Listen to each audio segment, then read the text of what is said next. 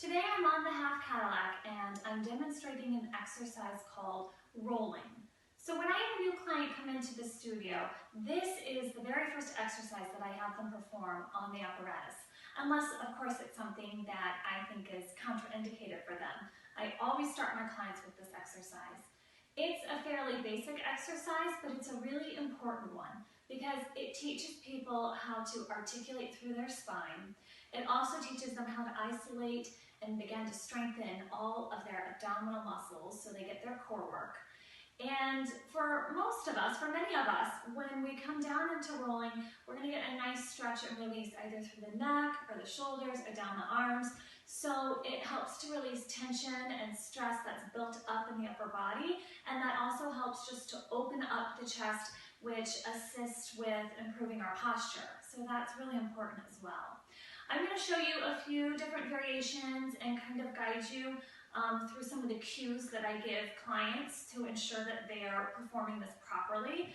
And then I will also show you a modified version using a C-shaper that you can use on people or for yourself if you're unable to complete the full exercise.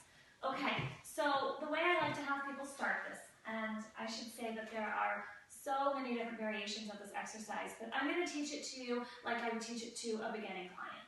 So you're going to have the legs out long, and then we're going to prop the feet up against the metal uprights and parallel.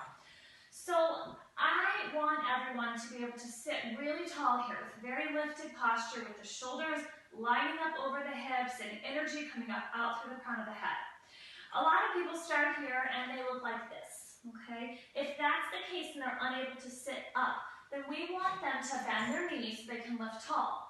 It is difficult, especially for a new client, to keep the knees bent and also be able to relax into this. So what I tend to do is stick either a half roller or a full foam roller underneath the knees so they can just relax and let the legs get heavy. You can also just use a rolled up yoga mat or a blanket or a bolster, but give your client or give yourself some support underneath the legs so that you can just let the legs relax and we can focus more on the tummy and the upper body. So I like to take the bar and have my client hold the bar really wide. So I'm just as wide as I can go here. And I start with the palms facing down. With an inhale, I let them begin to round back onto the tailbone. And then with the exhale, they're going to finish and complete coming down bone by bone. And what I tell them to do is simply to come down bone by bone until they're laying down onto the mat. And then they're going to relax here. So I want them to try to continue engaging their belly by sinking the belly button down and in. And then I cue them to let the arms be really heavy. And I have them imagine that the springs weigh 5,000 pounds and they have 5,000 pounds of resistance pulling their arms away from them, like their arms are leaving their body. And when they are able to do that, they're no longer here and they're no longer squeezing. They release and you will see the shoulders drop down and away from the ears, and that's what we want. Now, people have a tendency to use their arms to come up from this. So you'll see a couple of things happen.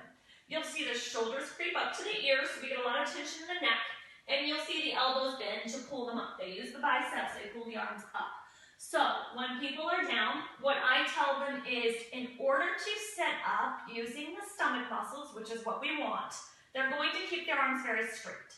And I have them inhale the chin to look towards the bar, and then they're going to peel up bone by bone with straight arms so we feel and see the stomach working here. They're going to curve up, and when the weight is even on the sit bones, then they stack nice and tall. So it looks like a really simple exercise, and it's not super tricky, but there are a lot of components. And when you have somebody brand new to Pilates doing it, it's a lot to think about. It's a lot to coordinate. So again, breaking it down, I have them inhale to begin rolling. Take a full breath on the way down, engaging the stomach, dropping the shoulders, and keeping the arms long. I don't have them worry too much about the legs here. As we get more advanced, we can do some different leg positions. We can engage the legs. Right now, I just kind of let the legs relax. So to come up, I inhale and exhale to come all the way up and stack tall. So what do you do if you have a client that comes down beautifully? That's usually easier. And they can't get back up without bending the arms. They literally cannot use their stomach. It's not strong enough yet to come up. So what I do, and you'll have to pretend because I don't have a model here. So if I have both hands holding, as the instructor, what I will do is take a hand onto the bar, and if they need to, I push the bar because I want to assist them doing it properly. And to do it properly, the arms are going to be long and the stomach's engaged. So we can't fault somebody if they're not strong enough yet to use the stomach to lift them up. What we want to do is assist them and still encourage for them to do it the right way. Okay, so sometimes you'll have somebody who's just so tight, or perhaps they're injured or they're limited in some way in the upper body that their inflexibility or pain or discomfort limits them from going all the way down. So what I will do then is have them try an underhanded grip.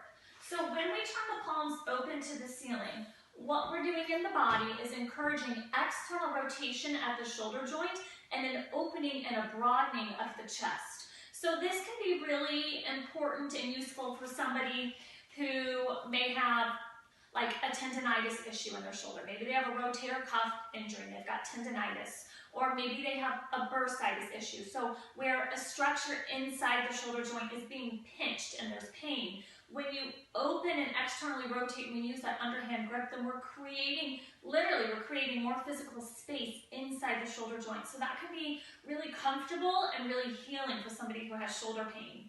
It can also be useful for someone who has a frozen shoulder, so adhesive capsulitis. All of those types of issues.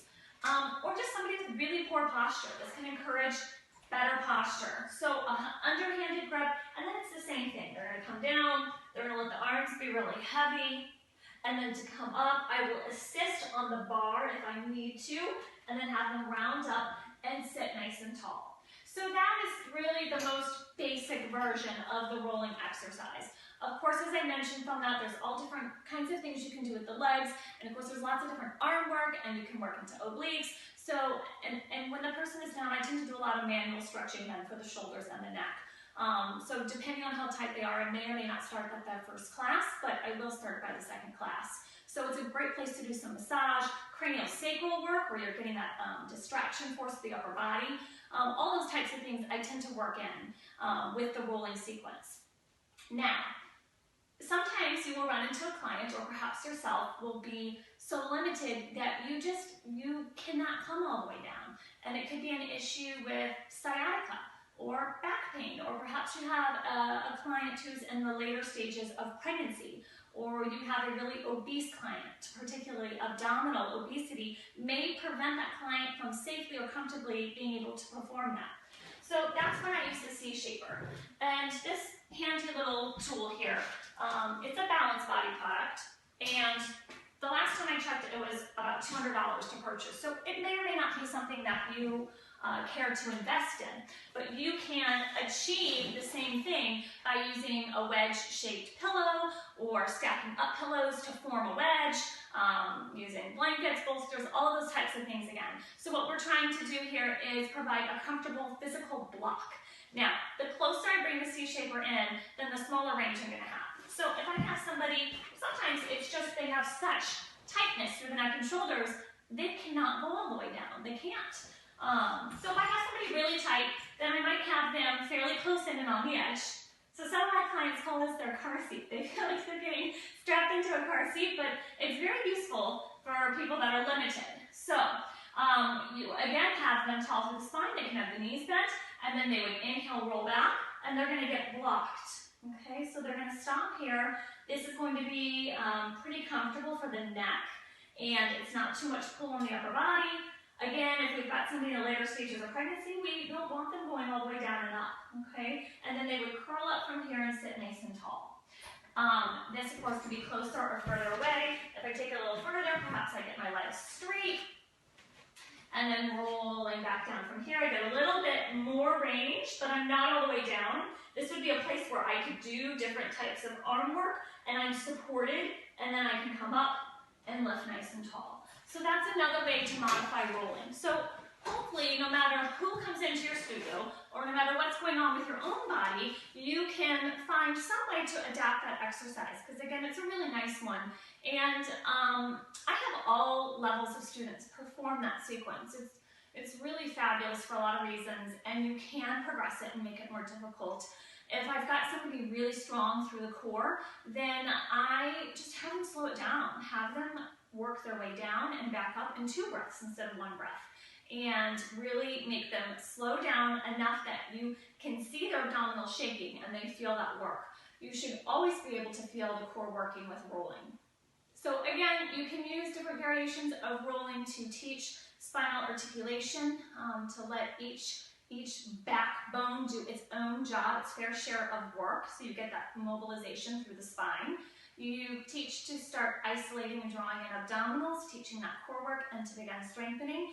And it helps to organize the upper body. It helps clients to learn how to drop their shoulders down, keep the chest wide, lift up and out each time. And it's really important for working on their posture and their alignment. So, if you have any questions on those variations, then you can always feel free to email me at Amanda's Corner, it's CORENER @charter.net. And perhaps in another video, I will show you some different advanced versions of this rolling sequence. Or maybe I'll get a model in here and I can show you some of the different neck work that I like to do on clients. But this was just a basic version. This is how I like to start all of my clients on the equipment. And it's very useful, and try it out. All right, thanks for watching. Bye.